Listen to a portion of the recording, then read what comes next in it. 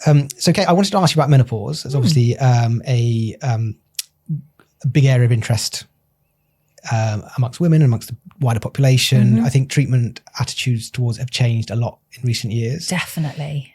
So, I mean, what is menopause and what are the symptoms of it? Yeah. So put really succinctly, menopause is literally the end of a woman's reproductive life. So the end of the time that she can conceive. And during that time, that's when hormone levels start to decline, particularly estrogen, and therefore that then impacts on symptoms that they might experience. And did you know that there are over 49 symptoms of the menopause? And actually, I think there's even more than that we don't necessarily attribute to the menopause, but could be due to the menopause. And I think this is something that I've certainly seen change in recent years. Is probably, I don't know, 5 or 6 years ago even, we sort of thought menopause symptoms as hot flushes and sweats, and that was basically it. Yes. But what other kind of things should women be thinking about? Yeah, so we tend to class them as vasomotor symptoms. So that would be your hot flushes and your night sweats. And then you've got cognitive symptoms. So that would be things like forgetfulness, loss of concentration, brain fog, lack of confidence, really real feelings that impact a woman at that stage in life, probably when they're in their work environment as well, can be really impactful. And then you have genitourinary problems. So you might have needing to get up the toilet at night and frequency of needing to go to the toilet, but also some symptoms with vaginal dryness and discomfort when you're having sex, and also recurrent urinary tract infections. So there's so many different types of symptoms. I mean, even simple things like feeling as though your skin is crawling. That's a really common symptom, or losing a bit of hearing every now and again in your ear. You know, things that you sometimes can't necessarily put down to the menopause completely, but actually probably are. Yeah, and so I think a lot of these symptoms often get dismissed as something else, or just ignored altogether as something that, well, that's just part of getting older or something like that. Absolutely, And I think historically, particularly some of the symptoms you've mentioned, cognitive symptoms and the loss of confidence have been sort of attributed as mental health problems more than menopause problems. And often women are prescribed antidepressants, but actually probably don't need them, and they needed HRT if they chose to take that.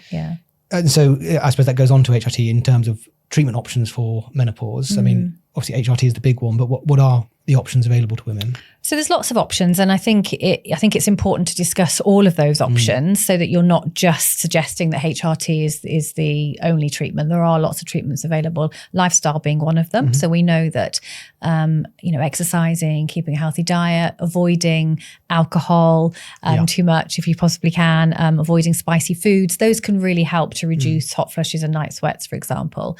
But there are other medical treatments that are now available, and some are still kind of being researched and emerging. So I think in the next few years we'll see even more, and some of those can be helpful with hot flushes. So not taking HRT, so not taking hormones, but there are medications that can help with the symptoms if you choose to take those over HRT. And for some women who can't take HRT, those can be a really valuable resource to do. Yeah, so it's important to know for those women who can't take HRT that there's other options. Absolutely. Yeah.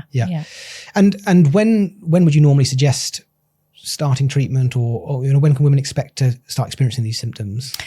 So you can be what we call perimenopausal for a number of years before the menopause. I think the average is about 7 years. So if you think that the average expected age of the menopause in the UK is 51 to 52, then if you can be perimenopausal for a long time prior, and therefore your fertility will have declined, and you'll start to notice some of these symptoms.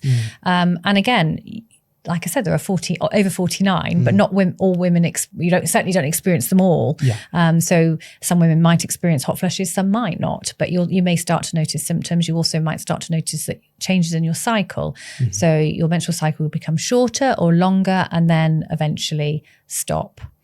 But I think it's also important to talk about premature ovarian insufficiency and early menopause, because I think they're less known about. So an early menopause is menopause between the ages of 40 and 45. And POI, premature ovarian insufficiency, is menopause before the age of 40. And it can happen in your 20s and in your 30s and in your 40s. So it can happen for really young women too. And how common is that then? I knew you were going to ask me that. Yeah. And I think from memory, I think in your below the age of 45, I think it's below the age of 40, it's 1 in 100. Mm-hmm. Below in your 30s, it's 1 in 1,000. Yeah. And in your 20s, it's 1 in 10,000. Right. Which still seems like an awful lot to me. Yes, it does actually, doesn't it? Yeah, when it you does. put it like that. Yeah. And does your approach to managing the symptoms or treating the menopause change dependent on age? It can do. So if you can imagine a woman, say in her 20s, that suffers with premature ovarian insufficiency, there's 2 things here. There's the impact on fertility for the future. So that would need to be considered about what would they like to do with their fertility options, and they can consider egg freezing. Yeah. It might be that they need to have IVF and donor conception.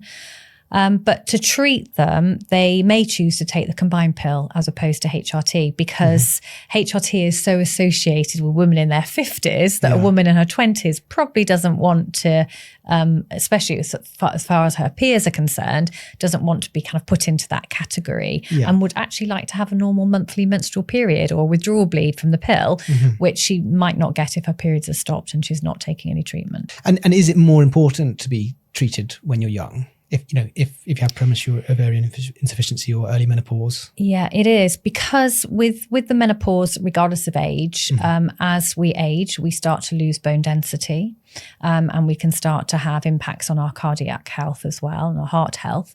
So the earlier that you can treat, and particularly for a woman in her 20s and 30s, you don't want to be losing estrogen that early. Yeah. So you need to ideally replace it, or consider how you can replace it, to maintain bone strength, because otherwise you're going to be at greater risk of fractures later on in life, and also your heart health as well. Yeah.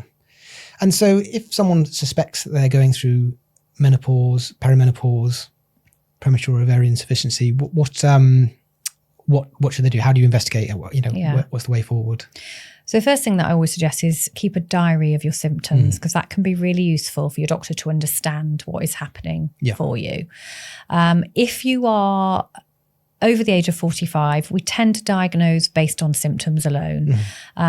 We can do blood tests, although they're generally not recommended. But I know from my experience that many women would like to know what their blood levels are, so we can offer that. If you're under the age of 45, then blood testing is really important and forms part of the part of the diagnosis, as well as symptoms. So we'd be wanting to look at your estradiol levels and your follicle stimulating levels, follicle stimulating hormone levels, to really help to get a good diagnosis. Yeah. And I often think actually it's important to check for other things. Absolutely. Like thyroid function and stuff. Yeah. Just so that you're not misdiagnosing. Yeah, and exactly. Getting the right thing. Because there's so many different menopause symptoms, it's quite easy sometimes to attribute everything to the menopause. Absolutely. But equally, as we get older, we know that the impact on your thyroid might be greater anyway. So to do a full check, and certainly at One Day Tests, we offer all the tests that you would need to check for menopause and your general health. Yes. And of course, you're running our menopause advisory service as well. Yes, I am. Yes. So that's a half an hour consultation. So someone can come along if they've got any concerns about the menopause, if they're wondering whether they're going through the menopause, or they want to discuss treatment, then we can do all of that, give them advice and guidance on next steps, talk about the options available to them, whether it be lifestyle, other medications, or HRT, to help them make an informed decision. And if they wish to start on HRT, then we're able to prescribe that for them.